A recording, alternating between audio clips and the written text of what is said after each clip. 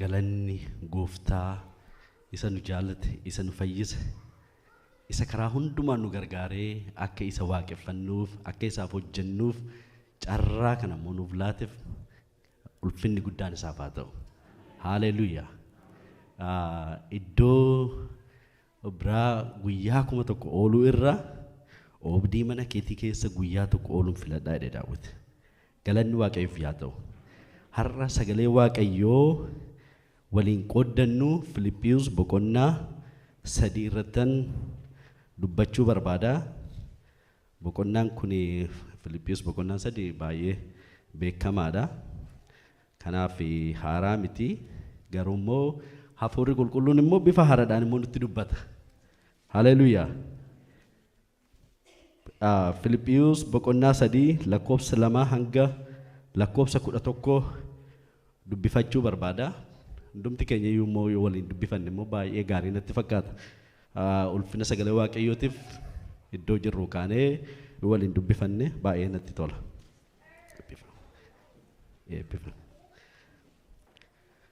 Warra maqaa dhagna qabaatiin akka sarootaa foon dhagna namaa kukkutuudhaan hamaa godhanirraa of eeggadhaa. Nuyi garuu dhagna qabaa isa dhugaa arganneerra. Isa kan foonii amanachuu dhiifnee Kiristoos Yesuusin of hin jajne hafuuranis Waaqayyoof hin hojjenna. Haa ta'u iyyuu malee ani ofii kootii isa kan foonii iyyuu amanachuudhaaf sababbii qabaachuu nan danda'an ture. Namni biraa isa kan foonii kana amanachuudhaaf sababbii qaba yoo ofse ani immoo isa caalaa iyyuu sababbii qaba. Dhaladhee gaafa 8ffaan dhagna qabadhe. Sanyii Israa'el gosa Beniyaamin keessaa dhaladhe. Abbaa koo fi haati koo Ibroota waan ta'aniifis ani Ibricha makaa hin qabnedha. Karaa seera eeguun immoo ani warra Farisootaa keessaa tokko. Seera sanaaf hinaafuu irraa kan ka'e waldaa amantoota areechaan ture. Qajeelummaan seera eeguudhaan hin argama utuu ta'e ani isatti mudaa hin qabun ture. Amma garuu Kiristoosiif jedhee wanta bu'aanaaf qaba ture hunduma akka waan gatametti lakkaa'eera. Dhuguma iyyuu gooftaa koo Yesuus Kiristoosin beekuun hunduma irra waan caaluuf ani waan hunduma akka waan gatametti nan lakkaa'a. Kiristoosin bu'aa koo godhachuudhaaf kun hundinuu anaaf waan gatame ta'eera. Haleluuyaa. Akka kositti isa lakkaa'eera. Kanaanis ani kan Kiristoos ta'ee argameera. Egaa qajeelummaan koo isa seera eeguudhaan argamu utuu hin ta'in isa Kiristoositti amanuudhaan argamudha. Qajeelummaan kun Waaqayyo biraa nama biraa miti Waaqayyo biraa hin dhufa. Amantiirras hin dhaabata.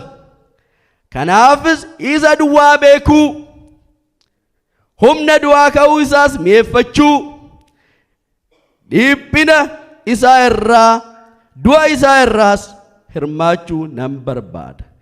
Warra du'an keessaa kaafamuu biras nan ga'a jedheen aggaama. Haleluuyaa. Haleluuyaa. Galanni siif haa ta'u. Si galateeffanna yaa Waaqayyo. Si galateeffanna dhugaa wangeela keetiitiif. Si galateeffanna dhugaa dubbii keetiitiif. Si galateeffanna yaada ati nuuf qabduuf. Si galateeffanna iccitii dhokataa ati nuuf qabduuf. Si galateeffanna isa ba'aa nutti ta'e nurraa lafaa waan dhoofteef. Si galateeffanna si duwwaa beekuun jireenya waan ta'eef. Si galateeffanna ati karaa kan keetti wanta hundumaa xumurtee hirmaattoota jireenya bara bara waan nu gooteef. Maqaan kee ol haa jedhu. Bara baraan eebbifame. Ammayyuu immoo yaa Waaqa gooftaa si biraa wanta haaraatu jira. Wanta haaraa nu barsiisi. Dubbii kee nuuf ibsi. Sabni kee yaa Waaqa gooftaa beekumsaan haa guutamu. Hubannaadhaan haa guutamu. Hafuurri barteedhaan ta'u kamiyyuu Waaqa. Wanti nuti barteedhaan goonu hundinuu dubbiin nuti barteedhaan lallabnu hundinuu haa caabu. beekumsi mana kana haa guutu hubannaan mana kana haa guutu hafuurri qulqulluun isa inni wanta hundumtu akka namaaf ifuuf karaa namaaf saaqu sammuu namaa saaqu maqaa gooftaa Yesuus Kiristoos iddoo kanatti haa roobu haleluuyaa argame ati sa'aatiin keenya akkasumatti akka hin gubne argame ati nu gidduutti argame ati lubbuutti dubbatu qabda itti dubbadhu ati waaqayyo gooftaa kan koo lubbuu barsiiftu qabda waan haaraa lubbuutti himtu qabda maqaa gooftaa Yesuus Kiristoosin iddoo kanatti yaa waaqayyo dhorkaa tokko malee argamuun jaalala kee haa ta'u inni dubbii kee akka nu hubanneef akka nuti sirraa hin baranneef yaada keenya iddoo garaa garaatti facaasu yaada keenya jeequ maqaa gooftaa Yesuus kan cabe haa ta'u haa cabu naannoo kana haa cabu qilleensa kanarraa haa cabu sammuu namootatirraa haa cabu maqaa gooftaa Yesuus cabsineerra galanni siif haa ta'u ol jedhe maqaa gooftaa Yesuus Kiristoos jaalattuutiin ameen nooraa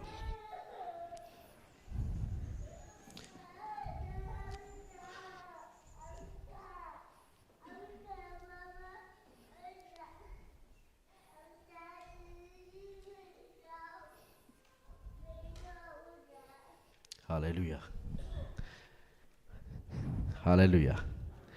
Galanni gooftaadhaaf haa ta'u. Xinnoo isheedhaa bu'uurumarraa jalqabu laata jedhee raawwadhee yaade kanaaf baakgiraawundii isaa yookiin durduubee maaliif dubbiin kun dubbatame kan jedhu irratti xinnoo isheedhaa xiyyeeffachuun barbaade. Maaltu ture? Maaliif Phaawulosin maaliif waldaa Filiphiyuusin akkas jedhe? Maaliif jalqabuma gaafa jalqabu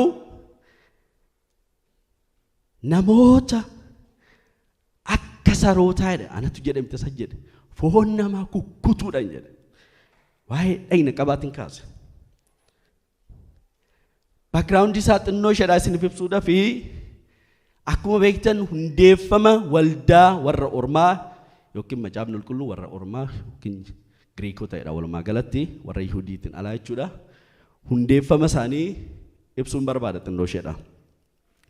Ergamoonni warra 11 Maatiyaasin dabalatee tarii 12ffaa Phaawulosin alatti jechuudha.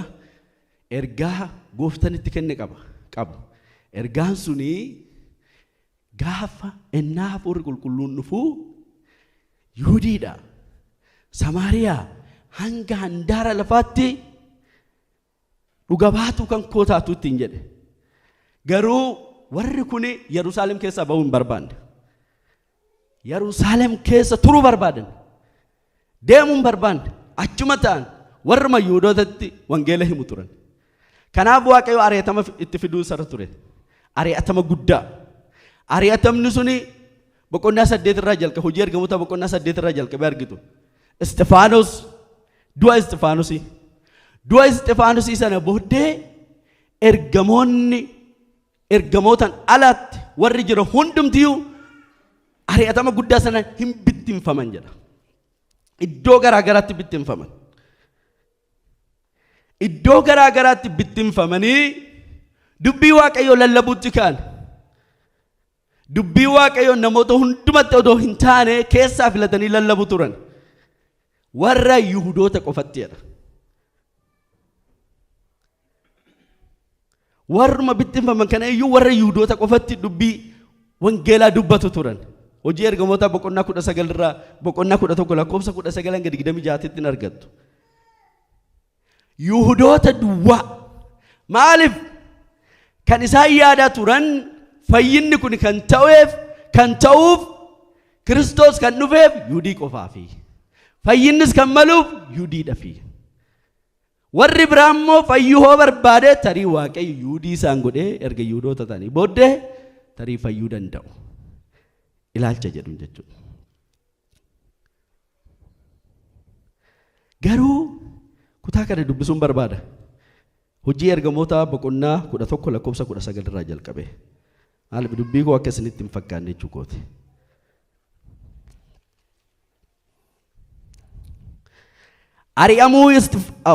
Ari'atamuun yeroo Isxifaanos du'e waldaa irratti ka'ee sana keessaa amantoonni hamma Finiiqetti hamma Qophiroositti akkasuma hamma Anxookiyaatti bittinnaa'anii turan. Lafa dhaqanitti immoo dubbii gooftaa Yihuudoota duwwaatti in himu turan. Maal qofatti? Yihuudoota duwwaatti. Lafa isaan dhaqan, lafa isaan itti bittinnaa'an Yihuudoota qofaa miti kan jiru. Garuu isaan Yihuudiidhaati. Yihuudiidhaa. Ilaa fayyisaan keenya Yesuus Kiristoos dhufeera. Ilaa akkas wangeelli akka. Ilaa jireenyi bara baraa dhufeera. Innis immoo Yihuudoota keessaa kan dhalate, Yihuudootaaf kan dhufe Yesuus Kiristoos jedhaniitu dubbatu. Isaan keessaa warri Qophiroosii fi warri Qareenee garuu Anxookiyaa yommuu dhufan dubbii gooftaa warra Giriikotaattis immoo dubbatanii jedha. Gooftaa Yesuus misraachoo himan, dubbatanii gooftaa Yesuus misraachoo himan, irreen gooftaa isaan wajjin ta'ee namoonni baay'een amananis gara gooftaatti hin deebi'an. Oduun kun waldaa amantoota Yerusaalem bira ga'ee achi Barnaabaas Anxookiyaa ergan jedha. Maal bira ga'e oduun kun? Ilaa warri Waaqayyoon hin beekne warri ormaa amananiiru kan jedhamu oduun kun Yerusaalem bira naga'u. Wanti kun hin taalaata gaaffiidha. Akkamittiin warri ormaa Kiristoos hin fudhatan? Gaaffiidha inni kun. Kanaaf wanta hundumayyuu adda baafachuudhaaf maal eenyuun ergan jira? Barnaabaasin ergan jira. Barnaabaas gaafa dhaqu itti buuftanii gaafa dubbistan innaachi dhaqu waan nama baay'ee waan namatti tolu arge. Hafuurri qulqulluun isaaniif kennamu, hojiin gurguddaan isaaniin akka hojjetamaa jiru argeetu riippoortii dhiyeesseef. Kana qofa miti Barnaabaas kun maal godhedha? Phaawulosin barbaadee Xaarseesii Phaawulosin barbaadeetu maaliif waan tokko beeka Barnaabaas. Phaawulos kun eenyudhaaf akka inni dibame waan beekuufi barbaadee fideetu Anxookiyaatti fideetu wangeela waliin lallabanidha. Wangeela waliin lallabanii achis hin tutturanidha. Waldaa Anxookiyaatti. Waldaan Anxookiyaa kun sababan ibsuufan qaba. Waldaan kun waldaa warri Gentiles yookiin immoo warri ormaa predominant itti godhan. Waldaa ishee jalqabaati. Egaa ergamoon even Phexros iyyuu yaadattu yoo ta'e hojii ergamoota boqonnaa 10 irratti gara ajajaa dhibbaa nama Qisaariyaa sana erguudhaaf duraan dursee abjuudhaan itti mul'atee itti dheekkamu irra ture. Abjuudhaan gaafa argu bineensota hin nyaatamne allaattiiwwan kana hundumaa itti argisiisee Waaqayyo abjuudhaan akkas nyaadhu ittiin jedhe. Hin nyaadhu. Maal akka bitan nyaadha kana? Waan xuraa akka bitan nyaadha. Isa Waaqayyo qulqulleesse ati akkamitti xureessita ittiin jedhe. Waa'ee nyaatatti miti kan inni dubbachaa jiru. Nama kana bira erguudhaaf Phexros kallattiidhaan dhaquu hin danda'u. Kanaaf Waaqayyo ilaa nama erguun qaba ittiin jedhe. Namni kun nama kana bira dhaquun dirqama keeti ittiin jedhe. Nyaachuu qabdaa isa xuraadha jettu. Anatu qulleesseedha. Isaan inni xuraadha. Waaqayyo anatu qulleesseedha. Haleluuyaa. Egaa hanga kana ture jechuudha. Garuu waldaa Anxookiyaatuun jalqabaan waldaa predominant kan taate, dominated kan taate, waldaa warra ormaatiin jedheera. Waldaa kana Phaawulos hin hundeessine garuu keessatti tajaajileera. Waldaan kun Phexrosin illee yeroo muraasaaf achi tureera jedhamee yaadama. Garuu gaafa Waaqayyo Saa'olin karaatti qabu, gaafa isa qabu warri hundumtuu gaafa isa irraa dheessan Waaqayyo akkas jedhe. Meeshaa kan kooti ittiin jedhe. Meeshaa kan koo. Meeshaa warra ormaa bira. Meeshaa hojii wangeelaa naaf hojjetu ittiin jedhe Waaqayyo. Namni kun waldaalee ormaa baay'inaan kan hundeesse isadha. Waldaalee inni hundeesse keessatti garuu qormaatotatu ture. Qormaata gurguddaa tokkoon asirratti ibse garuu qormaata gurguddaa lamatu ture. Inni jalqabaa hojii ergamoota boqonnaa 15 lakkoofsa 1 hin dubbifan. Hojii ergamoota boqonnaa 15 lakkoofsa 1.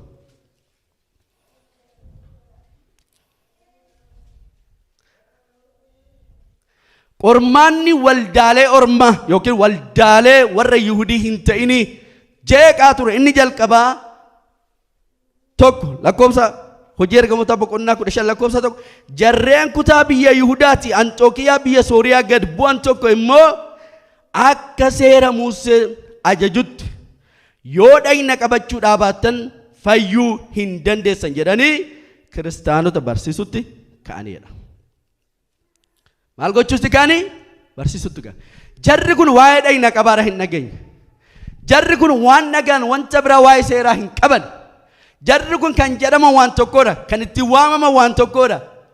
Phaawulos isaa ta'u warri biraa kan isaan lallabanii gara gooftaa fidan waan tokkodha. Innis maal kan jedhudha?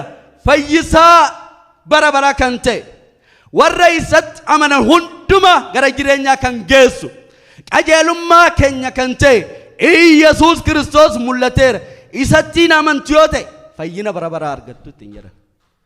Hundeen barsiisa isaanii kana ture. Hundee barsiisa isaanii kana kan jeequ dhufe kan biraa. Waldaalee kana kan jeequ dhufe. Waldaa Galaatiyaa hin argitu. Akkamitti akka isaan jeeqaa turan. Hin dhufe waldaa Anxookiyaa jeeqaa turan.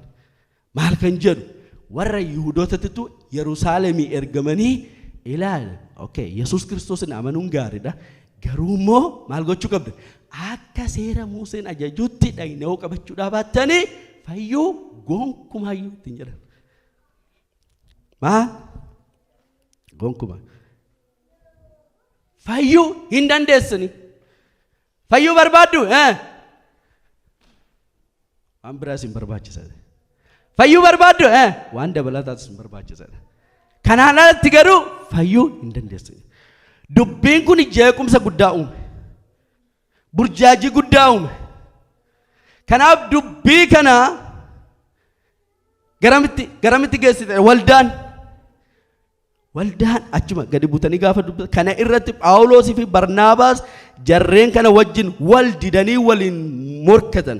Kanaafis waldaan morkii kana ergamoota fi jaarsolii achi jiran biraan ga'uudhaaf Phaawulosii fi Barnaabaas amantoota keessaa namoonni tokko Yesuusitti akka Yerusaalemitti akka ol ba'aniif murtoo godhan. Barnaabaas fi Phaawulos immoo jara kanaan wallaansoo wal qaban. No. Fayyinni dhagna qabaadhaan miti. Fayyinni seeraan miti. Jarri immoo no. Fayyinaaf dhagna qabaanis barbaachisaadha. Mormii guddaan ka'e. Lolli wal morkii guddaan ka'e. Kanaaf maal godhan jedha? Waldaan Phaawulos fi Barnaabaas jara wajjiniin gara Yerusaalemitti ergan. Boqonnaa isaa guutuu isaa gaafa ilaaltan walgahii guddaan Yerusaalem ijoon isaa kana ture. Kana keessatti Phaawulos, Phexros dubbate, Yaaqoob dubbate, murtoo laatan dhumarratti. Murtoo walgahii sana. Tokko murtoo walgahii sana lakkoofsa 24tti gaafa ilaaltan jarreen dhimma biraatiif dhufan tokko yaada keessan akka isin burjaajessan akka isin yaada keessan akka isin jeeqan dhimma biraatiif kan ergaman jarri dhimma biraatiif ergaman waa'ee kanaatiif miti kan ergaman akka isaan yaada keessan jeeqan akka isaan dubbiidhaan isin wallaalchisan dhageenyerraadhan jara Phaawulosii fi Barnaabaasii wal morman jechuudha. Dhageenyerra maal dhageenya akka isaan dubbiidhaan isin wallaalchisan waan isaan hin ilaallanne keessa akka isaan seenan waan isaan ittiin ergamin keessa akka isaan lixan lakkoofsa 24 dubbifata. Dhageenyerra. Inni lammaffaan jara kanatti daballee inni lammaffaan maal jedha? Phaawulos fi Barnaabaas namoota gooftaadhaaf jireenya isaanii kennaniidha. Haleluuyaa. Warra gooftaadhaaf jireenya isaanii laataniidha. Horii isaaniitii miti, qabeenya isaaniitii miti. Yeroo isaaniitii miti, maal isaanii? Jireenya isaanii warra laataniidha warra kun. Maal ganna? Beekamtii kennaniif jara kanaaf. Waldaan isa akka kana hubattuuf beekamtii kennaniif. Inni sadaffaan waan murteessine qabna waan murteessine kana immoo Phaawulos fi Barnaabaas isin dubbisa odoon ta'in Yihudaa fi Siilaasin ergamoota fi hojjettoota nu biraa bakka buusnee murtoo keenya akka isaan isiniif dubbisaniif isaan waliin Phaawulos fi Barnaabaas waliin erguu jaalanneerradhan. Namootaaf gidduudhaa baasnee isiniif erguu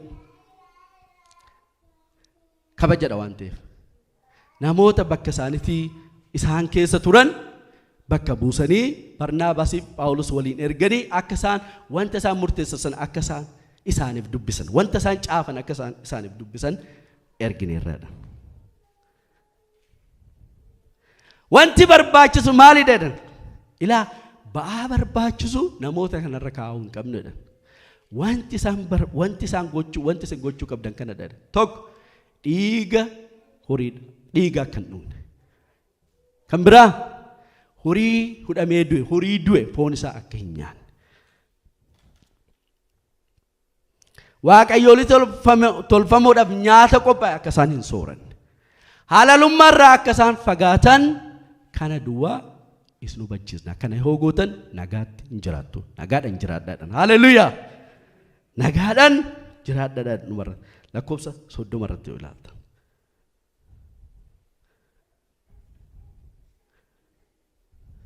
Kan biraa maaltu ture? Waldaa kana kan jeeqanii turan. Maalidha kan biraa? Phaawulos inni isin barsiise kuni, Phaawulos inni isitti waldaa hundeesse kuni koo ergamaa isa dhugaa miti jedhan. Ergamaa isa dhugaati wayii. Is a false prophet yookiin immoo barsiisa sobaa barsiisaa yookiin ergamaa sobaati. Kanaafidha Phaawulos ergaa isaa hunduma keessatti ani nama biraa osoo hin ta'in Waaqayyo biraa ergamaa kanan ta'eera. Ani yeroo hundumayyuu maaliif Phaawulos kun akkas jedha duraan osoo naaf hin galin dubbi maaliif Phaawulos ani ergamaa kanan ta'eera. Namoonni biroo hin argitan ani ergamaa kanan ta'eera. Garuu inni ergamaa nama biraa miti. Especially Galaatiyaa irratti. Galaatiyaa boqonnaa tokko irratti hin ilaalla. Galaatiyaa boqonnaa tokko hubaafattan waan inni isaaniin jedhe jechuudha.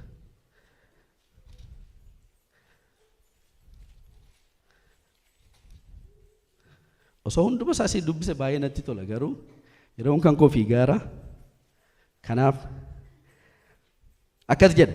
Ani Phaawulos Galaatiyaa boqonnaa tokko lakkoofsa. Ani Phaawulos namoota biraa yookiis karaa nama tokkoon utuu hin ta'in Yesuus Kiristoosin Waaqayyo Abbaa isa Kiristoosin du'aa kaasinan ergameera. Nama biraa miti, nama tokko irraa miti. Yesuus irraa hin ergamaa ta'e. Waaqayyo biraa hin ergamaa ta'e. Abbaa isa Kiristoosin du'aa kaasinan ergamaa ta'e.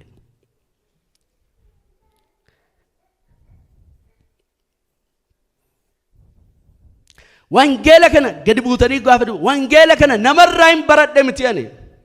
Namarraa hin baradhe miti jedhe. Yookiin namaan naaf ife miti jedhe. Waaqayyo biraan fudhadhe Kiristoosin argeen isarraa fudhadheedha. Maaliif Phaawulosin ergamaa miti jedhu? Sababni isaa ennaa sanatti Phaawulosin Yesuus Kiristoosin ijaan hin argine jedhaniitu amanu. Yookiin akkas jedhaniitu namoota dogongorsiisuudhaaf yaalu. Legitimate barsiisa isaa diiguudhaaf legitimate ergamaa ta'uu isaadhaa diiguun waan isaan irra jiruuf jechuudha. Inni immoo ani Kiristoos natti mul'ateeraadha. Ani isarraan fudhadheera. Ani ergamaa kanan ta'e namaanii miti jedha. Kiristoos nan ergamaa ta'eedha. Abbaa Waaqayyo isa Kiristoosin du'aa kaasinan ergamaa ta'eedha. Ilaali waldaa Yerusaalem ani dhaqeeyyuun beeku kanan naqee ergan gooftaa fudhadhee booddee gara Sooriyaa ergan booddee waggaa 3 booddeen gara Yerusaalem dhaqeedha. Waggaa 3 booddee gara Yerusaalem gaafan naqu immoo warra kaan fuula isaaniitiin beeku. Eenyuun argeedha? Phexrosin argeedha. Phexros qofa waliin guyyaa 15 ture. Phexrositti dabalatee obboleessa gooftaa Yaaqoobin argeera. Kanan isin barreessu dhugaa Waaqayyoota isin barreessaa.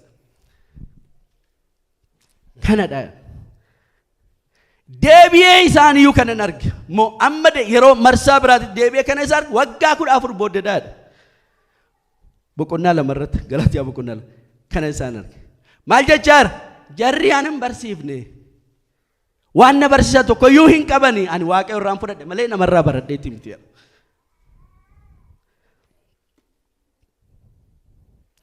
Waldaan Yerusaalem yookiin waldoonni Yihuudootaa ana maqaa kan koo beeku malee fuula kan kooyyuu hin beekanidha. Ani isaan biratti barachuu miti isaan inni waliin beeku.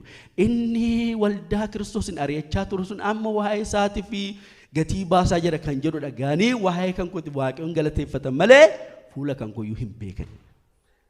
So ani namarraa waanan baradhe wanti isa naaf dabalan hin jiru.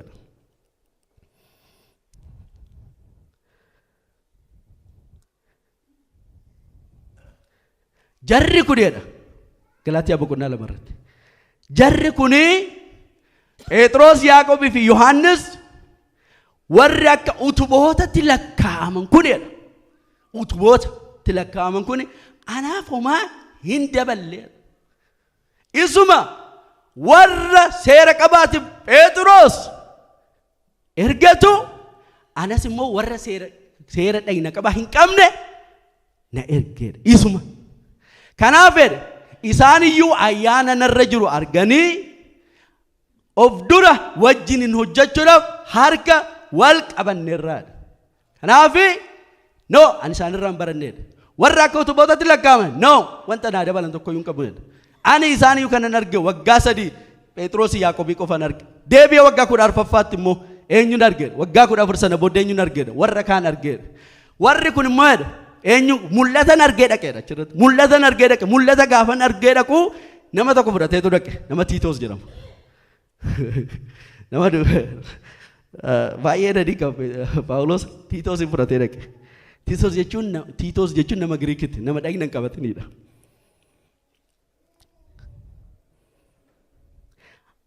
Boqonnaa Galaatiyaa boqonnaa 2 achuman jira waan ta'eef Galaatiyaa boqonnaa 2 lakkoofsa 2 gaafa ilaaltani akkan achitti ol ba'uuf Waaqayyo mul'ata waan anatti argisiiseef fan dhaqeedha. Warra achi jiranti waa'ee wangeela isa ani warra saba Waaqayyoo hin ta'initti lallabu. Warra saba Waaqayyoo hin ta'in inni jedhu warra ormaa jechuudha. Akkanaa hubatan sirriitti lallabu ibseen itti himee dadhabbiin koo inni darbe inni ammas kan waa'ee hin baafne akka hin taanetti warra geggeessituuttis qoofni itti himeera. Miiltoon koo Tiitoos iyyuu utumaa nama Giriikii ta'ee jiru akka dhagna qabatuuf hin giddisiifneedha. Obboloonni sobduuwwan warri karaa malee dhufan illee kana barbaadanii turanidha. Maal gochuudha? Tiitoosin dhagna qabuu barbaadanii turanidha. Isaan kun birmadummaa nuyi karaa Kiristoos Yesuusin qabnu gaadanii gara garbummaatti nu deebisuudhaaf dhoksaatti nu gidduu lixan jedha. Galanni Waaqayyoo haa ta'u. Birmadummaa inni nuuf kenne gaadanii akkasitti gaadanii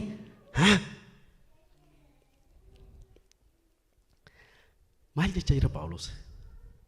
Maal jechaa jira Phaawulos? Jarri maal jechaa jiru? Phaawulos maal jechaa jira?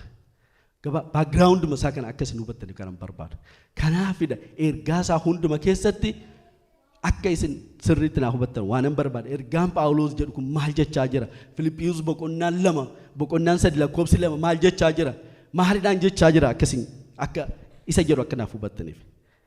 Gabaabaadhumatti Galaatiyaa boqonnaa 2 gadi buutanii gaafa dubbisan lakkoofsa 15 irratti waan tokko hin argattu. Jarri maal jechaa jira? Phaawulos maal jechaa? Jarri kan jechaa jiran fayyuun hin barbaachisan warri orma haa fayyan tanan wanta dabalataa waan seera keenya eeguu qabu sana booddee fayyuu jechaa jiru. Phaawulos immoo maal jechaa jira? Fayyuudhaaf hundumtiyyuu waan tokkotti isa barbaachisa. Kan seera qabus kan seera hin qabnes karaan ittiin fayyu karaa tokkichaa jechuudha. Nuyi dhaloota Yihuudoota malee warra Yihuudoota hin ta'in warra cubbamoota mitiidha. Yihuudoota dhalootan warra cubbamoota mitiidha. Maal jechuudha? Nuyi dhaloota Yihuudoota malee warra Yihuudoota hin ta'in warra cubbamoota. Warri Yihuudoota seera eeguudhaan jireenya Waaqayyoo fuulduratti qajeelaa ta'e jiraachuudhaaf yeroo hundumayyuu warra dhamanidha. Warri biroo warra gadhiisii warra akka fedha isaanii jiraatan warra cubbamoota kan jedhamu jechuudha. Nuti dhaloota Yihuudootadha malee yes warra ormaa sana mitiidha. Utumaa ta'uyyuu lakkoofsa 16 utumaa ta'uyyuu namni tokko illee Yesuus Kiristoositti amanuudhaan malee wanta seerri irraa barbaadu gochuudhaan Waaqayyo duratti qajeelaa ta'e akka hin lakkaa'amne hin beeknaadha. Hin beeknaadha. Kana beeknaadha. Kan beek namni tokko iyyuu namni meeqa? Namni tokko. Farisaawwan inni hin fuudhin inni jireenya isaa guutuu Waaqayyoof laate sun karaa min fa'i? Karaa seeraa eeguutiin? No, namni tokko iyyuu.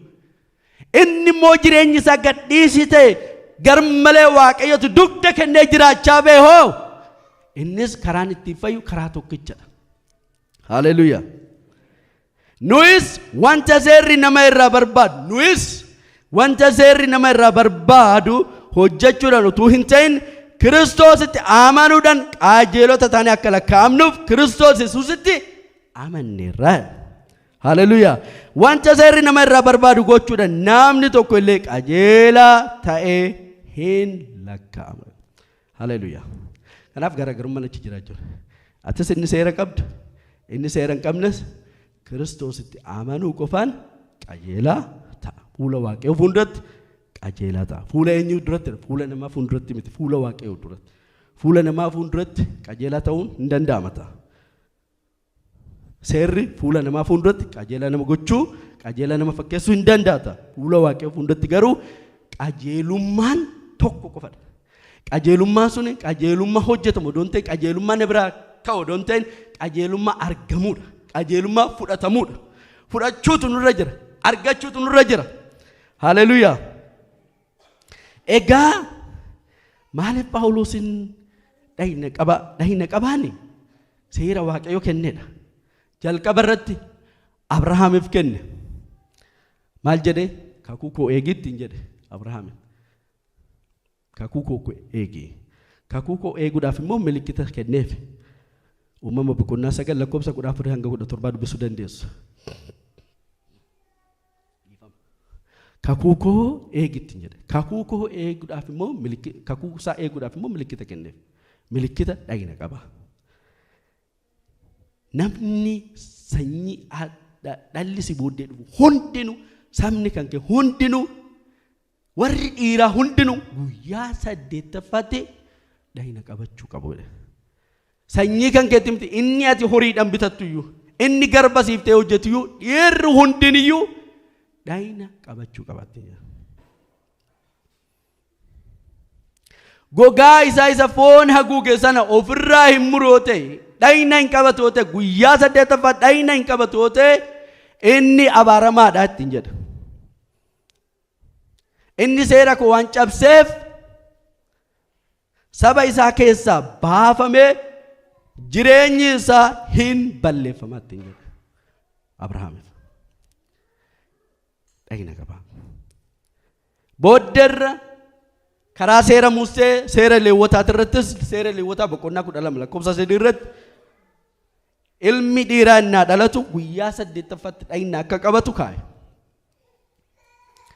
Gooftaan Yesuus illee tartiiba kana Yohaannis boqonnaa 17 irratti himee ture. Yohaannis boqonnaa 17 lakkoofsa 22 irraa akkas jedhaa ture. Akkas jedhe Gooftaan. Museen seera dhagna qabaadhaa kenneedha. Seerri dhagna qabaa kun illeen karaa abaabaliitiin jalqabame malee karaa Museetiin miti jedhe. Isin garuu jedhe seera Musee eeguudhaaf jettanii guyyaa 8ffaa guyyaa seera Musee eeguudhaaf jettanii guyyaa Sanbataayyuu dhagna nama qabdu jedhe. Maaliif mucaan dhalate suni guyyaa 8ffaa Sanbata irra bootana guyyaa 8ffaa maaliif ta'e kan jedhu dhugaa dubbachuudhaaf hin beeku gana amma gaafiidatti ta'e maal guyyaa 8ffaa filame kan jedhu tarii namoonni beektan yeroo biraan nu barsiisuu dandeessu. Guyyaa 8ffaa Sanbata irra bootaanan seera Musee sana eeguudhaaf jedhanii maal godhu? Dhagna qabu. Erga isin seera Musee eeguudhaaf dhagna qabdan ta'e ani immoo guutuu dhagna isaa kan dhukkubsate nama innaan fayyisee maaliif natti dheekkamtu jedhe. Egaa dhagna qabaan maaliif kenne Waaqayyo gaafa jenna milikkitadha. Milikkinni sun maal dhiigatu bu'aa kakuutu jalqaba. Guyyaa 8ffaarra jalqabee mucaan suni ani Waaqayyoof adda ba'eeraadha. Kakuun koo kunooti jedhe dhiigatu jira waan ta'eef. Waan irraa muramu jira gogaa hin barbaachifne isa nama hin barbaachifne jireenya isaa Waaqayyoof laachuudhaaf cubbuu isaa waan hin barbaachifne hundumaa waan Waaqayyoof hin taane hundumaa ofirraa mureetu gata. Waaqayyoof jiraachuun immoo gatii nama kafalchiisa miti salphaa miti dhukkubbii qaba. Egaa dhagna qabaas dhukkubbii qaba jechuudha. Egaa amma dhagna qabaan erga Waaqayyo kenne erga milikkita kana ta'e Phaawulos maaliif warra dhagna qabaniin saroota foon namaa kukkutan jedhere. Maayidha inni rakkina dhagna qabaa qaba. Dhayna qabaa I think biyya guddatanittis biyyan guddatnittis yeroon garaa garaa ta'u malee namni dhayna hin qabata miti hin qabata. Biyya kanattis guyyaa lammaffaa guyyaa sadaffaatti hospitaala keessatti yookiin tarii guyyaa jalqabaas ta'uu danda'a. Mucaa dhiiraa biyya kanatti hin godhanne waan ta'eef jechuu kooti ani exactly hin beeku. Dhayna hin qabu. Sana jechaa jira? No, sana jechaa hin jiru. Sababa dhayna qabaan ittiin jarri kun gochaa jiraniif beeka waan ta'eef. Kanaaf saroota kanarraa of eeggadhaa. Saroota maal godhan? Foon namaa maqaa dhayna qabaatiin kukkutani. Nuti garuu maal arganneerra? Dhayna qabaa isa dhugaa arganneerra. Haleluuyaa. Galanni Waaqayyoof yaa ta'u. Egaa Kiristoosin bu'aa kan koo godhachuudhaaf jedheedha. Wantoota gurguddaa lama godheera. Maalidha isaan? Kiristoosin bu'aa ofii godhachuu. Har'a Kiristoosin bu'aa keenya godhachuudhaaf wantoonni nu barbaachisan waan lamatu dirqama jira. Dirqama manaa tokko kan ta'e. Haleluuyaa. Inni jalqabaa qajeelummaa Waaqayyoo fudhachuudhaaf qajeelummaa keenya gatuun dirqamadha. Waan ittiin of jennu gatuun dirqamadha. Waan nan qaba jennu gatuun dirqamadha. Nuti duras waan qabne jennu hin qabnu garuu inni kun yuudis ilaallata jechuudha malee.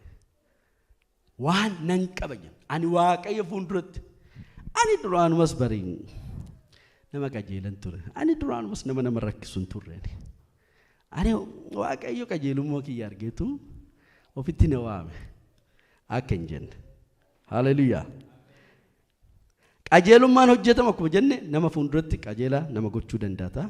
Qajeelummaa keenya kan ittiin dhaadannu kan nama fuulduratti ittiin of mul'isnu. Gaarummaa eebelu maal fakkaata? Nama gaariidha. Eebelumaa nama qajeeladha. Eebelu akkam nama Waaqayyooti isa jennu sana hundumaa maal gochuu qabna? Waan ittiin dhaadachaa ture Phaawulosin waan ittiin dhaadachaa ture qaba ture. Waan ittiin dhaadachaa ture qaba ture sana hundumaa maalan godheedha? Kiristoosin bu'aa kan koo godhachuudhaaf jedheeni akka kosiitti lakkaa'edha. Waan faayidaa isaaf qabu ture. Waan isaaf faayidaa qabu ture. Waan ittiin dhaadachuu danda'u ture. Waan ittiin nama fuulduratti himachuu danda'u turedha namni kun. Maaliin qajeelummaa isaa osoo hin ta'in qajeelummaa Kiristoosin argachuudhaaf jedhe. Haleluuyaa. Amma garuu lakkoofsa 7 irratti Filiphiyuus irra jiraama. Amma garuu Kiristoosiif jedhe wanta bu'aanaaf qaba ture hundumaa akka waan gatametti lakkaa'eera. Dhuguma iyyuu gooftaa koo Yesuus Kiristoosin beekuun hunduma irra waan caaluuf waan hundumaa akka waan gatametti nan lakkaa'a. Kiristoos bu'aa koo godhachuudhaaf kun hundinuu anaaf waan gatame ta'eera. Akka kosiittis lakkaa'eera. Kiristoos buufachuudhaaf Kiristoosin bu'aa koo godhachuudhaaf Kiristoosin jireenya koo godhachuudhaaf waan anaaf bu'aa qaba. Waan miidhaa miti. Waan hin barbaachisne miti. Waan barbaachisaa ture. Waan ittiin dhaadatu ture. Waan ittiin namoota fuulduratti ittiin mul'atu ture. Namni ana caalayyuu waan sababbii qaba obsee yoo jiraate ani isa nan caalaadha. Ani ila karaa sanaan iyyuu hoo ta'e ani mudaa hin qabun ture. Ani maayidha? Ani seera sanaaf hinaafurraa kan ta'e kan ka'e waldaa kiristaanaa nama ari'achaa turedha. Seera eeguudhaan hoo ta'e ani fariisota keessaa tokkodha. Karaa seera eeguutiin mudaan tokkoyyuu ani mudaa tokkoyyuu hin qabudha. Nama fuulduratti jechuudha. Mudaa tokkoyyuu hin qabun ture. Ani isaaf nan hinaafan ture. Hinaafan ture. Hinaafurraa kan ka'e maalan gochaa ture? Waldaayyuu ari'achaa ture. Waan anaaf bu'aa qaba ture. Waan ittiin dhaadadhu, waan ittiin sababbii kennaaf ta'u. Nama fuulduratti mul'achuudhaaf eenyumti yoo kana hin qabate ani nama sana nan caala. Gama sanaatiin. Haleluuyaa. Waa'ee lakkoofsa ittiin fufa. Dhumni lakkoofsa 9. Kanaanis an kan Kiristoos ta'e argame. Egaa qajeelummaa koo isa seera eeguudhaan argamu utuu hin ta'in egaa qajeelummaan koo isa seera eeguudhaan argamu utuu hin ta'in Kiristoositti amanuudhaan isa Kiristoositti amanuudhaan argamuudha. Haleluuyaa. Isa seera hojjechuudhaan argamu miti, isa Kiristoosin amanuudhaan argamuudha. Maal jechuudha? Qajeelummaa Gooftaa Yesuus Kiristoos Wangeela Maatiyos boqonnaa 17 irratti akkas jedhe, qajeelummaan keessan qajeelummaa warra seera barsiisanii fi Fariisota hin caalu taanaan mootummaa Waaqaatti gonkumaa galuu hin dandeessanii. Gonkumaa jedhe. Maaliin ta'u taanaan qajeelummaan keessan qajeelummaa barsiisota seeratii fi Fariisota hin caalu, guddaa indoom akkas jedhe, guddaa irra hin caalu taanaan jedha. Guddaa maal jedhan Farisaawii tokko caalaa amma dhuguma warri nuti amma dhuguma akkasitti jiraachuu jireenya isaan tokko jedhanii guyyaa 8ffaa irra dhayina qabaadhaan jalqaban. Tokko jedhanii jireenya isaanii guutuu hin fuudhin, ijoollee osoo hin godhatin, Waaqayyo qofaaf gadi ba'an, iddoon jireenya isaanii iddoo Waaqayyotti argamu jedhan, oolman isaanii hundumti, dubbiin isaanii hundumti waa'ee Waaqayyo. Gooftaa Yesuus Kiristoos warra akka malee sodaataman sana itti dhufee raawwate isin koo awwaala jedhe, awwaala nooraa dibame daattiin jedhe. Gooftaa Yesuus isaaniin jedhe malee kun namni biyya lafaa hundumtiyyuu isaaniif iddoo guddaa qaba. Maaliif jarri kun jireenya isaanii warra Waaqayyoodhaaf kennaniidha bara.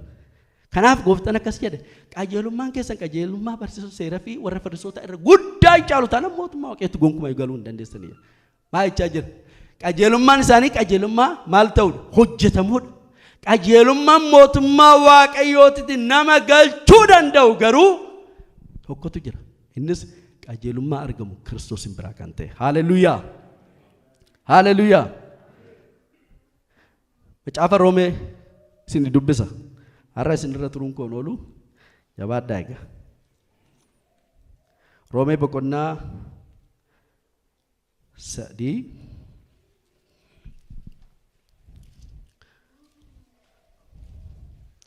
lakkoofsa 19 irraa jalqabe isin dubbisa. Ammas seerri waanuma jedhu warra seera jala jiranitti akka dubbatu nuyi hin beekna. Seerri waanuma jedhu warra eenyu? Warra seera jala jiranitti. Kanas nama hundumaa afaan qabachiisuudhaaf guutummaa biyya lafaas firdii Waaqayyoo jala galchuudhaaf hin dubbata. Egaa namni waan seerri nama irraa barbaadu gochuudhaan Waaqayyo duratti qajeelaa hin ta'u, seerri cubbummaa akka ta'e mul'isaadha. Kaayyoon seeraa, gaheen seeraa cubbummaa akka ta'e mul'isuudha. Erga booddee lakkoofsa 21 irratti akkas jedha. Amma garuu karaa seerichaa utuu hin ta'in karaan namni ittiin qajeelaa ta'u Waaqayyo biraa mul'ateera. Seerri fi raajonni karaa kanaaf dhugaa ba'aniiru. Seerri mataa isaatiif karaa kanaaf dhugaa ba'eera. Karaa kana ilaalaa jedhe. Karaa kana ilaalaa. Argaa karaa kana jedhe. Galaatiyaa boqonnaa 3 lakkoofsa 15 irraa jalqabee dubbifachuu hin dandeessu. Akkamitti seerri karaa Yesuus Kiristoos akka inni mul'isu. Hojiin seeraa maal akka inni ta'e. Gaheen seeraa maal akka inni ta'e. Namni Yesuus Kiristoos amanuudhaan fuula Waaqayyoo duratti qajeelaa hin ta'a. Kana irratti warra amanan hundumaaf garaagarummaan hin jiru. Yuudiidha, Yuudii miti, seera qaba, seera hin qabu, garaagarummaan tokko iyyuu hin jiru.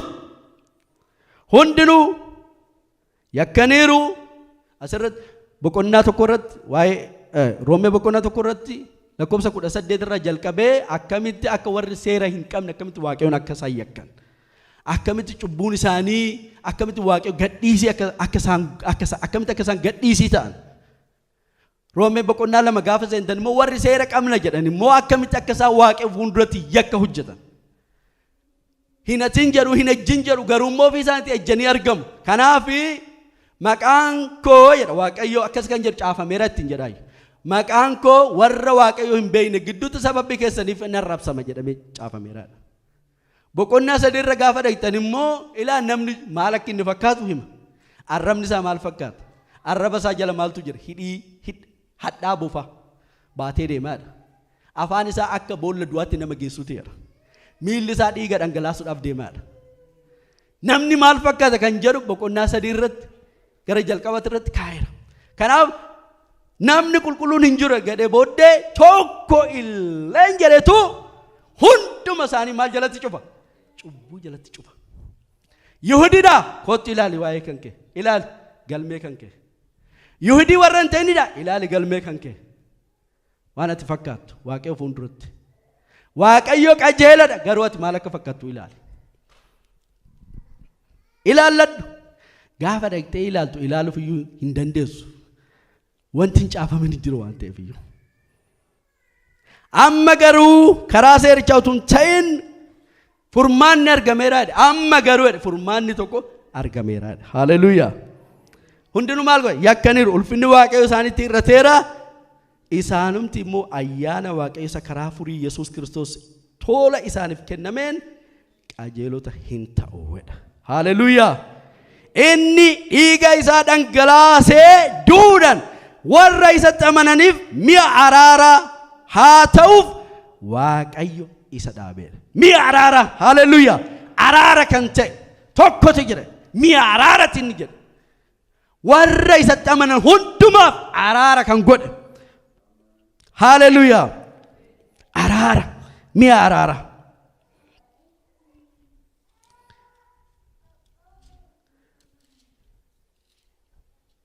Kanatu jira.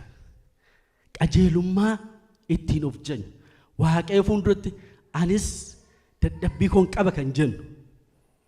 Anis gaheen qaba kan jennu. Ilaa fuula Waaqayyo fuulduratti argamuudhaaf anis waatu jira na keessa. Ani akka ebeluutii miti. Ani akka isa sanaatii miti.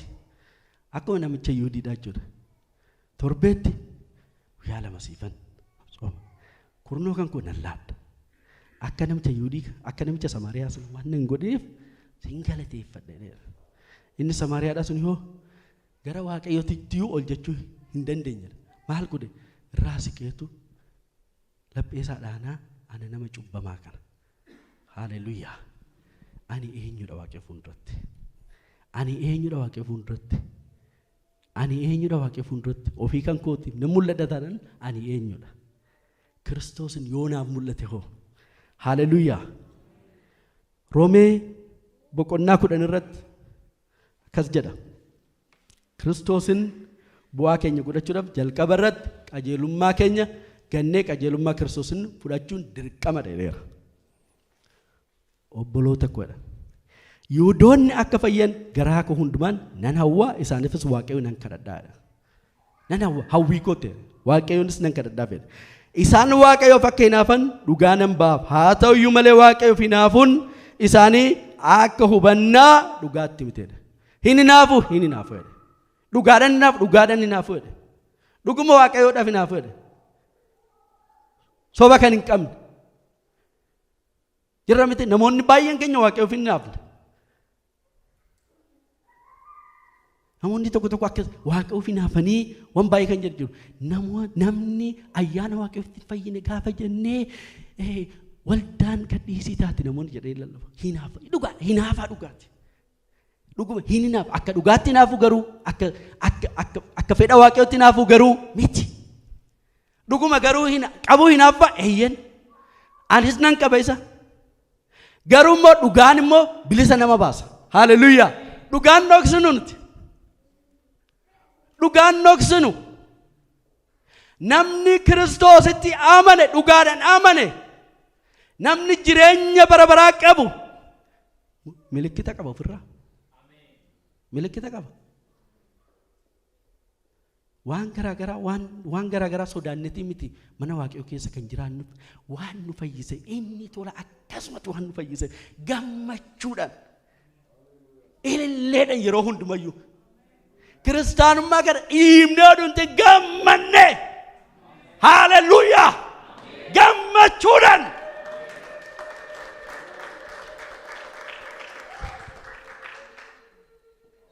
bahaa kan isinitti ta'e hin jirtu laata? Kottaa bahaa keessan ofirraa buusaa.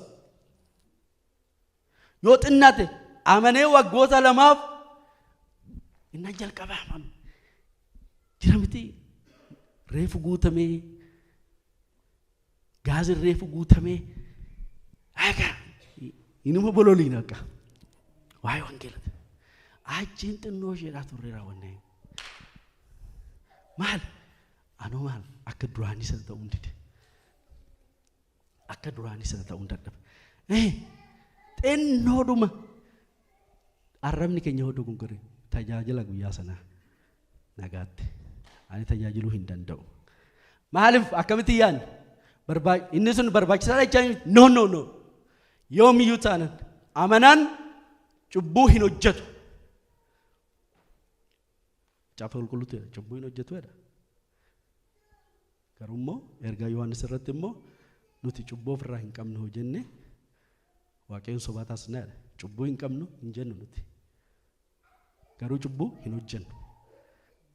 Cubbuu hin hojjennu garuu cubbuu ofirraa hin qabnu hin jennu. Foon qabna waan ta'eef iyyuu. Wanti yeroo wanti jennee bakka itti dhaabbannu qabna. Maqaa Yesuus hin jennee bakka itti deemnu qabna. Namni ani perfectedha jedhoo jiraate foon isaa geggeessaraa jechuudha inni kaata. Guddina isaa xumuree Kiristoos hin bira ga'eera jechuudha. Namni akkasii yoo jiraate jechuudha. Hin dadhabna. Qajeelan torba kufiyyuu hin kaa'edha. Gaafa kufus qajeeladha. Gaafa ka'us maayidha qajeeladha. Haaleluyyaa. Gaafas. Kanaaf waggoota lamaaf gadi bu'uuna ol kaana gaafa fuula Waaqayyootti dhiyaannu gaafa xinnoo shidhaa kadhannee hafuurri keenya hiikamee haaleluyyaa meera haddeen dalabootti jennee gaafa jennu Waaqayyo waanuma bakka achirra nu kaa'e nutti fakkaata. Gaafa moo xinnoo shidhaa moo saat jennu kiristaanummaan kun bakka naaf hin taane. Erga dhugaan kun garuu atleast waggaa 15 waggaa 13 14 erga dhugaan kun naaf galee garuu ani yeroo hundumaa Kiristoosiif gammadaadha. Haaleluyyaa. Ani gammadaadha. Ani eenyudha gooftaa ko. Ani eenyudha kanumatti anaan na jaalatte ofii keenaaf kennite. Qajeelina koo kan taate. Haaleluyyaa. Lakkoobsa ittan fuba Roomee boqonnaa 10 irra jira. Isaan Waaqayyoo bakka hin hafan dhugaa nan baaf haa ta'uyyuu malee Waaqayyoo finaafuu isaanii akka hubannaa dhugaatti miti jedha. Qajeelummaa isa Waaqayyo kennu wallaalanii maal godhu? Maal wallaalan mee dubbadda? Qajeelummaa isa maal godhu? Waaqayyo maal godhu? Kennu. Hin kennaa Waaqayyo qajeelummaa? Qajeelummaa Waaqayyo kennu wallaalan. Jalqaba irratti maal wallaalan? Qajeelummaa Waaqayyo kennu wallaalan. Qajeelummaa Waaqayyo kennan qofa beeku isaan. Qajeelummaa Waaqayyo irraa fudhatan hin wallaalan. Qajeelummaa Waaqayyoof kenna Waaqayyo hundatti gahaa nama hin taasisu. Qajeelummaa Waaqayyo irraa fudhatantu Waaqayyo hundatti gahaa nama taasisa malee. Fuula Waaqayyoo dhaabbachuudhaaf qajeelummaa Waaqayyoo fudhachuun dirqamadha. Fuula namaa fuuldura dhaabbachuudhaaf garuu qajeelummaa namaa inni gahaadha. Maaliif hundumti keenya iyyuu foon qabna waan ta'eef yoo dogongorres istaandaardi nuti ittiin of waamnu ittiin qajeela dhennee wal ilaallu akkuma ollaa keenya akkuma hiriyoota keenyatti waan ta'eef jechuudha. Mitiiree nan sobee jedhan dhugaadha miti. Kanaaf maal wallaalan jedha qajeelummaa Waaqayyoo kenneewu wallaalanii qajeelummaa mataa isaanii dhaabbachuu yaalaniiru. Qajeelummaa maali? Kan mataa isaanii dhaabbachuu yaalan. Kanaaf fayyina irraa muraman. Qajeelummaa isa Waaqayyo namaaf kennu jala of hin galchineedha. Namoonni baay'een keenya jira qajeelummaa Waaqayyo jala of galchuurra qajeelummaa dhaabbachuu kan yaallu har'ayyuu hin qabnu garuu isumayyuu dhaabbachuudhaaf jenna. Akka isaaniyyuu miti maal jedha seerri gaafa abboommi kurnan iyyuu hin beeknu bar baay'een keenya. Tokko lama jedhitu kurna isaanii tarreessu jedha hin beeknu. Jarri bar seera kakumoofaa gubbaadha hamma jalaatti tokko kan fixanidha bar. Maal akka inni jedhu. Har'as ilmooleen simbirroo tokko haati onnaa irraa badde yookiin immoo neetiin ishidha tokko hodii game maal gochuu qabda kan jedhu koo seerarra jira. Tokkoon isaa jira. Isaan kan hundoo maa godhanii fixaniiru jarri. Kana hunduma godhanii garuu Waaqayyo fuulduratti gahaa hin taane. Maaliif gahaa hin ta'in? Qajeelummaa isaanii dhaabbachuudhaaf yaalan. Waaqayyo immoo maal jedhe? Qajeelummaa kan koo fudhadhaadha. Qajeelummaa koo jala of galchaadha. Kiristoos nama amanu hunduma gara qajeelummaatti geessuudhaaf seericha iddoodhaan hingaa. Maal gochuudhaan nama amanu hunduma gara qajeelummaatti geessuudhaan seericha iddoodhaan hingaa. Achuma peejii isaa duubatti gara deebitanii lakkoofsa boqonnaa 9 lakkoofsa 30 gaafa dubbisan akkas jedha.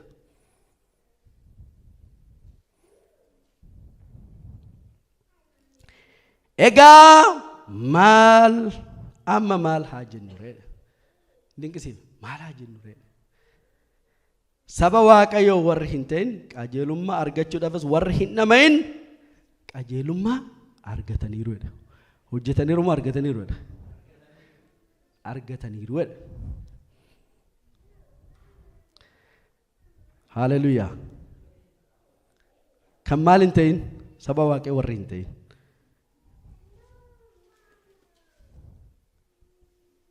Haleluyaa. Qajeelummaa argachuudhaafis warri hin dhamayin. Saba Waaqayyooti miti qajeelummaa argachuudhaaf hin dhamaane garuu maal ta'an qajeelummaa argatanii. Maal haa jennu ree kanaa jedhe. Waan dinqi waan akkanaa maaluma jennu reedha Phaawulos. Qajeelummaan isaanii immoo amantii keessaa hin argamaa jedhe. Waaqayyoo qajeelummaa kan koo fudhadha gaafa jedhu qajeelummaa kee fudhachuu naaf ta'a jennee gaafa fudhannu amantii keessaa qajeelummaa Waaqayyoo argachuu jechuudha. Yookiin Kiristoosin fayyisaa koo justify kan nu godhe Kiristoosin fudhachuu jechuudha. Israa'el jedha. Warri saba Waaqayyoo hin ta'in qajeelummaadhaaf kan hin dhamayin isaan qajeelummaa argataniiru jedhee mooddee Israa'el jedha lakkoofsa 31. Warri seera qajeelota isaan godhu argachuudhaaf dhamaan. Warri seera maaliidhaaf dhamaan? Seera qajeelota isaan godhu argachuudhaaf dhamaan garuu isa bira hin geenyedha. Maaliif isa bira hin geenye?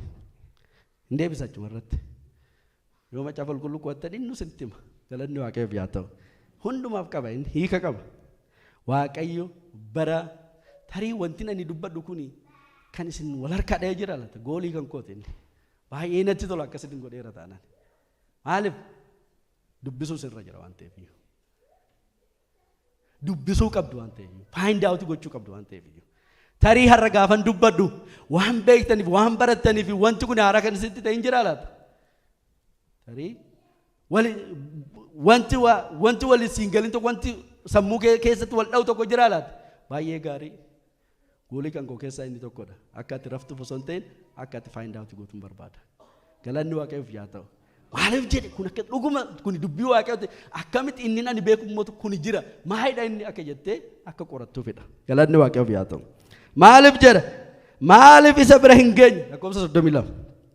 Isaan amantii keessaa utuu hin ta'in akka waan inni hojii keessaa argamutti waan itti dhama'aniif isa bira hin geenye.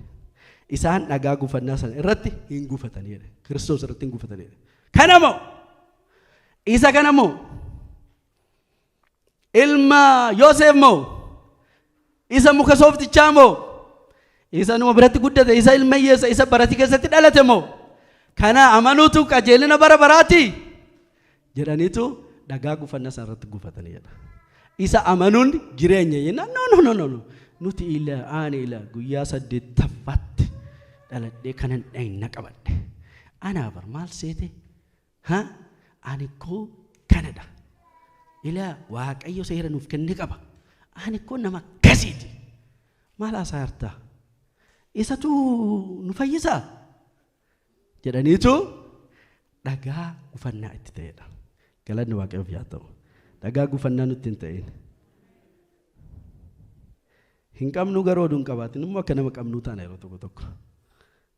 Namoonni tokko tokko jiru Waaqayyo Yuudii na godheeru yeroo. Ani Yuu jechaan ture jalqaba isaa ginnaa namanu sallaaf akkasii dhagee bakka amma nuti Yuudoota no Waaqayyo Yuudii nu godhe nuti. Jarri Yuudii nu gochuudhaaf yaalani. Phaawulos oduu Waaqayyo kaasuu baate tarii. Yeroo tokko tokko hojii Waaqayyo baay'ee na dinqa. Dhuguma Waaqayyo. Jarri kun warra baay'een isaanii gaafa ilaaltan namoota hin baratanidha. Macaafni qulqulluun warra Galaatiyaati jedha. Miti ergamoonni baay'inaan namoonni baratan jiru. garuu namoota hin baratintu baay'inaan jira. Tarii Yerusaalemiin al tokko al lama dhaquu danda'u ta'a. Garuu waa'ee hunduma nama sirriitti hin beeknedha. Hafuura qulqulluutu ibseef malee. Tokkummoo jirammoo isaan maal jedhu waa'ee seeratiif hinaafu. Hin beekanii hin baratanii beekuu danda'u garuu beekumsa guddaa hin qabanii hubannaa guddaa hin qabanii garuu hin hinaafu. Hin lolu. Tokkummoo jirammoo miila Gamaaliyaa jala taa'ee kan barate. Namni seera maa godheefidha. Fariisota keessaa tokko kan ta'e. Namni waa'ee seeratiif jedhee hinaafurra kan qabu waldaayyuu ari'achaa ture. Namni isaan digirii PhD fixa tokko immoo jira. Inni immoo maal jechaa jira? Ilaason akka kosiitti lakkaa'ee jira. Hojii waaqayyoo dinqii miti. Isa sana mi'a godhateetu warra ormaatiif kaasa. Maaliif jara hin kaasini? Jarri koo leejitimeetii seera diiguu seera sana mormuyyuu hin qabanii bari hin beekaniyyuu sirriitti. Gadi fageenya isaan qabanii bar garuu namicha isa fixe sana warra ormaatiif laate warra seera hin qabneef laate sana booddee maal jetteetu Phaawulos fuuldura dhaqxee raawwatteetu amma seera eeguu qabu maal jetteetu dubbatta maaluma jetteetu dubbatta amma nama heart transplantii ta'u tokko nama akan akkamitti akkas gootaate maal jechuu kan kee din jettaa dhaqxee ija jabinuma maalii qabda ija jabinuma akkamii qabda akkasitti itti dubbachuudha. Waaqayyo akkas godhe haleluuyaa galanni waaqayyoof yaa ta'u. Inni lammaffaan egaa inni jalqabaa jenneerra qajeelummaa keenya kan ittiin of janyu kan ittiin waaqayyo fuuldratti mul'achuudhaaf jennu hunduma har'a hurgufachuutu nurra jira. Haleluuyaa hurgufachuu. Inni lammaffaan immoo waan tokkodha. Gaafii tokko hin kaabite yeroo tokko amma gaafiin gaafadhaan gaafiin ani gaafadhu Phaawulos waan gaggaarii kana qaba waan gaggaarii kanatti maaliif Kiristoosin dabalatee hin simatin maaliif hin dabalatin akka dabalataa maaliif hin fudhatin dabbaala maaf hin godhatin Waaqayyo gooftaan dabbaalan jaalatu jecha kana jecha afaan Oromoo kan ta'in beeka garuu dabbaalan jaalatu mee jedha gooftaan dabbaalan jaalatu dhaame. Haleluuyaa. Waan gaarii jira. Waan gaggaarii kanatti Kiristoosin maaf hin dabalan akka namoonni keenya jedhan jechuudha. Ilaa Kiristoosin amanachuun kan kee baay'ee gaarii dinqii. Garuu immoo fayyuudhaaf immoo waan biraattis immoo itti dabalachuun barbaachisaadha. Dhagna qabachuun barbaachisaadha. Kana gochuun barbaachisaadha. Kana gochuun barbaachisaadha. Maadaaf fayyuudhaaf. Amanaan dhugaadhaan amane yoomiyyuu taanan hojii qaba. Hojii mul'atu qaba. Yaaqoobtu kaa'e kana. Hojii mul'atu qaba. Namni tokko amaneera moo namanni kan jedhu duuka deemee ilaali. Duuka deemee ilaali. Cal jedhi too ilaali. Amaneera moo namanni kan jedhu arguu dandeessa. Guyyaa tokkotti arguu baatte torban tokkotti hin argita. Torban tokkotti hin ji'a tokkotti hin argita. Maal fakkaata? Jireenyi isaa kophaa maal fakkaata? Jireenyi isaa nama fuulduratti maal fakkaata kan jedhu qoradhu. Maaliif? Yaa namicha gaafii tokko gaafatteedha Yaaqoob. Inni tokko hojii qabaatee amantii yoo qabaachuu baate jetteetu gaafatteedha. Kootu meennati amantiin qabattee hojii hin qabne kuni ani amantii koo hojiidhaan sitti argisiisaa jedheen. Haleluuyaa. Kanaan alatti hojii hin qabdu taanaan amantiin kee du'aadha. Hojii hojjedheedha. Hojii hojjedhu hin jedhu. Maal ta'eera? Amantiin kee du'aadha ittiin jedhu. Amantii du'a. Amantii hojii hin qabne. Kiristoosin dhuguma amanteerta hojii qaba. Amantiin qaba kan jedhu garuu jireenyi kan isarra jiru hojii kan hin qabne. Isa hojii sanyiin Kiristoos kan keessa hin jirre ija hafuuraa kan hin qabne. Ija keenya hin jedhu Galaatiyaan ija hafuuraadha. Hojiin foonii jira. Hojiin foonii jira. Iji hafuuraa immoo jira. Nuuf lakkaa'ama garuu eenyutu hojii sana hojjeta? Hafuuratu hojjeta. Isumatu hojjettoota kakuu haaraa nu godhe namti hafuura isaatiin jedha. Qorontos lammaffaa boqonnaa 3:6. Isumatu seera barraa'een osoo hin ta'in hafuura isaatiin hojjeta hafuura qulqulluudhaan hojjettoota kakuu haaraa nu taasiseera. Kana maal goonaa jedha? Haleluuyaa. Hafuura isaatiin hojjettoota isaan taasiseera. Egaa amma kanan jechaa jiru fayyuudhaaf isa jedhudha jechuudha. Fayyitee hojjechuu qabdaa? Eeyyee. Ani hojjechuu qabdaa jedhee toon barsiisu. Fayyinni kee dhugaadhaa jedheen barsiisa. Oolan barsiisu narra jira ta'e. Fayyinni kee dhugaa ta'uu cheekii godhin jedhaan. Gooftaa itti raawwatachuu gara galte immoo wanta gooftaa abaarsu gootaa laata. Akka nama dadhabbii qabaachuu dandeenya. Yes, dadhabbii qaba. Namni hundumtuu dadhabbii qaba. Garuu hin beeyna nuti ofii keenya keessatti. Hin beeyna. Dhuguma Waaqayyo dhugaadhaan amantii dhugaadhaan namni qabu hin beeka. Hin mul'ata. Ija qaba. Hallelujah. Amantiin isaa dhugaa ta'u hin mul'ata. Amantiin isaa immoo du'aa kan ta'es immoo hin mul'ata hojiin isaa. Hojii foonii hojjeta waan ta'eef jechuudha. Galanni Waaqayyoof yaa ta'u. Hallelujah. Egaa waan gaggaarii qabu kanarratti maaliif Phaawulos Kiristoosin hin dabalatin? Har'a isan ol jedheera. Barbaaddu paastorii lammaffaa tol nan deebisin. Sheekana duntu buriin hin ba'u. Roomee boqonnaa torba. Kan Kiristoosii ta'uudhaaf Kiristoosin duwwaa beekuun dirqamadha. Waan biraa wanti dabalataa fayyuudhaaf wanti dabalataa tokkoyyuu barbaachisu. Fayyuu hin barbaachisu qofa miti. Kiristoosin qofa hin qabattu taanan fayyina keetiif Kiristoosin qofa hin himattu taanan ati jecha kana jechuu barbaade ture garuu isuma wajjin nan jedha. Maal jedha?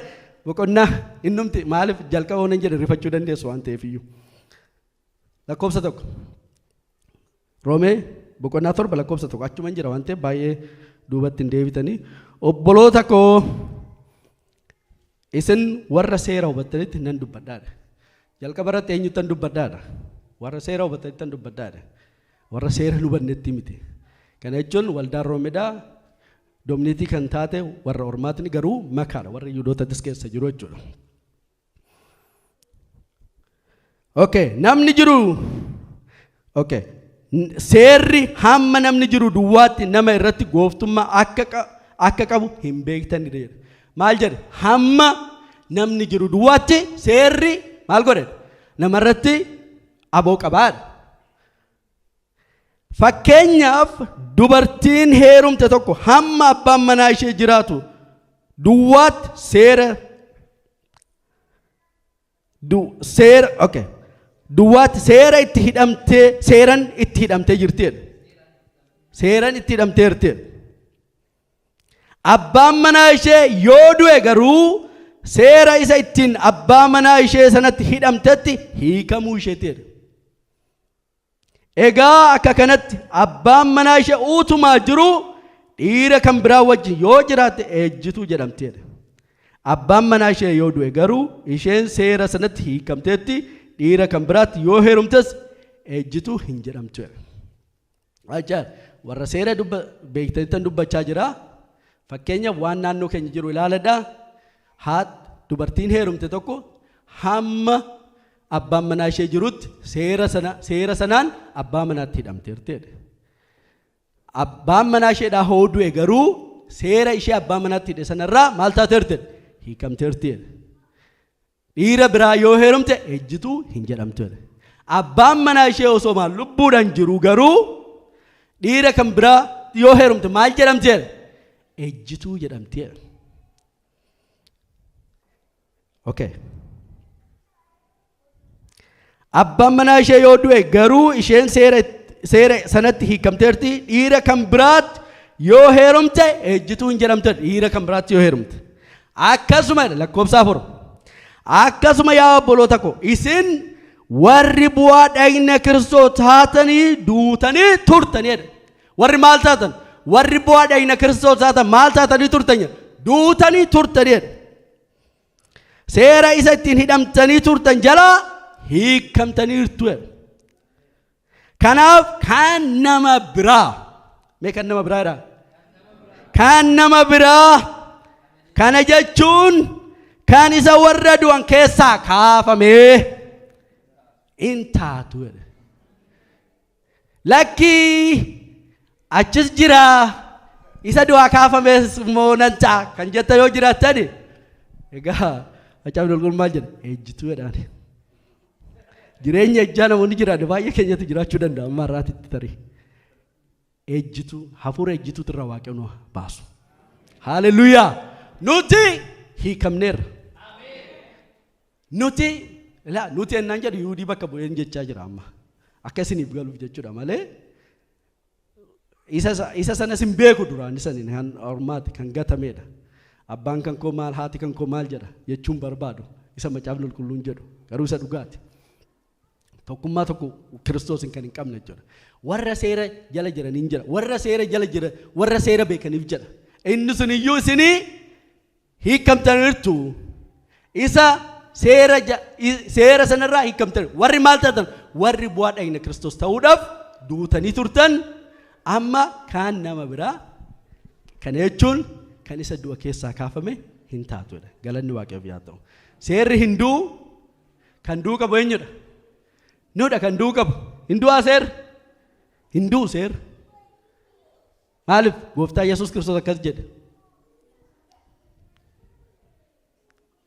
Galanni Waaqayyoof yaa ta'u.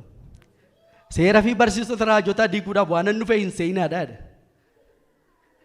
Isaan raawwachuudhaaf hin dhufe malee diiguudhaaf hin dhufneedha. Tiksi kana yeroo baay'ee namoonni akkamitti akka isaan macaafa qulqulluun dubbisne sirriitti hubatu. Ani seera diiguudhaaf hin dhufne seera jabeessuudhaaf hin dhufe malee jedheeru. Nama hundumaa gaafa ilaalta akkas jedhu. Jabeessuudhaaf hin dhufe malee no jabeessuudhaaf hin jenne Waaqayyo maal jedhe raawwachuudhaaf hin dhufe. Hamma ila kana raawwachuudhaaf hin dhufe. Ani dhugumaan isinitti hima hamma waaqni fi lafti badanitti seericha keessa fidalli xinnaan tokko yookiis gar tokkoon fidala utuu fiixan hin bayin hin badu. Utuu fiixan hin bayin fiixan ba'utu sarara jira. Utuu fiixan hin bayin hin badu. Kanaafis ila namni abboommota hundumarra isa xinnaa tokko diige yookiin immoo diigamuu isaa barsise mootummaa Waaqayyoo keessatti jira. Isa xinnaa jedhamaadha. Eessa keessatti? Kan diigu kan diigamuu isaa barsiisu nuti diigamuu isaa barsiisnu. Nuti raawwatamuu isaa barsiifna. Kan amane hundumaaf Kiristoos seera iddoodhaan ga'eera jennetu barsiifna. Roomee boqonnaa 10:4. Warra amanan hundumaaf Kiristoos seera iddoodhaan ga'eera jennetu amma dubba. Diigameera hin jenne. Maaliif diigamuus hin danda'u? Hamma laftii fi samiin kun badutti fidalli tokko osoo fiixan hin bahin. Inni immoo barsiisu inni jiraatu immoo mootummaa Waaqayyoo keessa isa guddaa jedhamaadha. Jireenya argatan jedhu sababni isaa seerri jireenya waliin qabatu waan ta'eef iyyuu seerri gahee mataa isaa qaba. Isa yeroo biraatti deebina seerri maaliif kenname kan jedhu Galaatiyaa boqonnaa 3 yeroo biraatti deebuu dandeenya. Seerri maal gaheen seera maal seerri maaliif kenname kan jedhu seerri hojiin isaa maal seerri Kiristoos hin mormaa seerri abdii sanaan hin mormaa kan jedhu yeroo biraa namoonni biroos barsiisuu danda'u. Waaqayyo ulfaatu barsiisota baay'ee qabna. Galanni Waaqayyoof yaa ta'u. Haaleluyyaa. Kanaaf seerichi ila mul'ata boqonnaa 20 gaafa ilaaltan jalqaba irratti warri jireenya maqaan isaanii macaafota lamatu jira. Macaafota lamaan kana keessaa Pastor Saamii yeroo tokko barsiiseera. Diiteelii isaa waan seenatti hin fakkaatu. Macaafota lamaan kana keessaa macaafni tokko maqaa qaba. Maqaa dhiigan barraa'e qaba. Maqaa qofa qaba. Macaafni inni kan biraa immoo hin banama. Yoom erga warri maqaan isaanii barraa'e suni Kiristoos wajjin waggaa 1,000 erga mo'anii booddee firdiin beemaa teessoo beemaadha erga taasifame booddee dhuma baraati irratti dhuma dhumaati irratti macaafni tokko banama. Macaafa maal qabu banama? Macaafa hojii namoota. Namoonni waggaa 1,000 sanaaf hin ka'in hamma dhumaatitti du'anii turan. Habeet jedha macaafni namni inni maqaan isaa barraa inni du'a inni jalqabaa Kiristoos wajjin moo'e sun maqaan isaa macaafa jireenya sana keessatti argamu sun hagam maduudha. Haaleluyyaa. Haaleluyyaa. Nuti maqaa keenya jira achi hojiin keenya hin jiru. Warri hojiin isaanii jiru immoo jira. Isaan immoo turanii bara dhumaati irratti mul'ata boqonnaa 20 irratti argattu. Isa irratti immoo macaafa kan biraatu banamaadha. Macaafni biraa kun teessoo adii irra taa'etu murteessa. Teessoo adii firdii isa dhumaa jechuudha. Gaafa sana murtiin isaa beekamaadha. Maaltu akka murtaa'u beekamaadha. Namni hojii isaatti fuula Waaqayyoo fuuldura qajeelaa akka hin taane beekamaadha. Galaatiyaa boqonnaa lamarratti Roomee boqonnaa saddeetirratti. Kanaaf namni hojiin isaa fuula waaqa ila osoo ganaa hin ilaalin badu fuula isaa fuuldura hin baqatu fuula isaanii hundura gombifamanii sagadanii edaa gooftaa koo qajeelummaan kee akka kanaa ifni kee akka kanaa hojiin kee akka kanaa dinqii kee akka kanaa inni nani fuulduratti nan mul'adhaan kanan jedhe kanaa maal abbaa kun akkamitti jedhaniitu gombifamanii jedhaniitu badu. Sana booddee ardii fi samiin kun hin baddeedha. Maqaan sun hojiin sun kan barraa'u maalidhaan? Seera sanaan barraa'a. Seeratu kenname. Ani hin barbaadu dhirsi koo seeradha kan jedhu ilaaka galmeen kan kee banameetu isaan kana seerri waaqayyoo kana raawwanne kanatti ziiroo kanarratti ziiroo sana booddee gaafa jedhu seerri hojii isaa hamma dhumaatti xumureera. Seerri hojii keenya fannoo irratti xumurameera. Galma nuu ga'eera. Warra amaneef warra hin amaniniifoo ammayyuu barreessafii jira. Already judgmentiin isaa kan beekamedha garuu barreessafii jira. Galanni waaqayyoof yaa ta'u. Hallelujah. Si galateeffanna waaqayyoon akka yeroo keessa fudhadhe nan beeka. Si'a lama deebi'uu hin barbaanne. Kanaaf dhiifamni isin gaafadhe sun hundumayyuu. Hallelujah. Egaa background isaa ilaalle wanta hundi barsiisadha waan ta'eef inni ani dubbachaa ture. Kanaaf hunduma isaa ilaalle qormaata ture ilaalle waldaa biyya ormaa keessatti qormaata ture ilaalle qormaata sana keessatti waa'een seera waa'ee dhagna qabaadhaa kaasne sana booddee immoo maaltu jireenya keenya barbaachisa kan jedhu immoo nuti qajeelummaa mataa keenya hin qabnu kan ittiin of jeenyu tokkoyyuu hin qabnu waan gaarii yoo ta'e ofirraa gatutu nurra jira Kiristoosin qofa fudhachuun nurra jira qajeelummaa isaa qofaan fuula waaqayyoo hundatti mul'anna. Namni molakkii ani lamaan keessaayyuu miila godhachuun barbaada kan jedhu Kiristoos dabbaala akka hin barbaadu Kiristoosin qofa fayyisaa akka ta'e yookiin immoo hojiin koo naaf alakkaamu kan jedhu gama hojiitiin galmee isaa banachuu akka danda'u ilaalle. Hafuurri qulqulluun ulfina haa fudhatu. Si galateeffanna. Maqaan kee ululaa jedhu. Yeroo nuuf kennite kanaaf. Haaleluyyaa. Jara keenya isa kana dubbachuudhaaf yoo xinnaate waggaa 10 ol eegeera. Baay'een gammada waaqayyotti. Hallelujah. Baay'een waaqayyotti gammada. Mata duree kana barsiisuudhaaf yoo xinnaate maaliif hubannaan namaa maal fakkaata garamitti guddachaa jirra maaltu jira maaltu ta'aa jira yoo nan kana dubbadhe maaltu ta'uu danda'a kan jedhu waan narra ga'e waan hin beekuuf har'a garuu Kiristoos akka nuti wanta hundumaa akka nuti arginu iddoo kana waan nuuf ga'e waldaa keenya iddoo kana dhaabbanneetoo waa'ee fayyina bara baraa ija jabummaadhaan akka dubbannuuf ayyaana waan nuuf baay'iseef waaqayyoon hin galateeffanne. Hallelujah.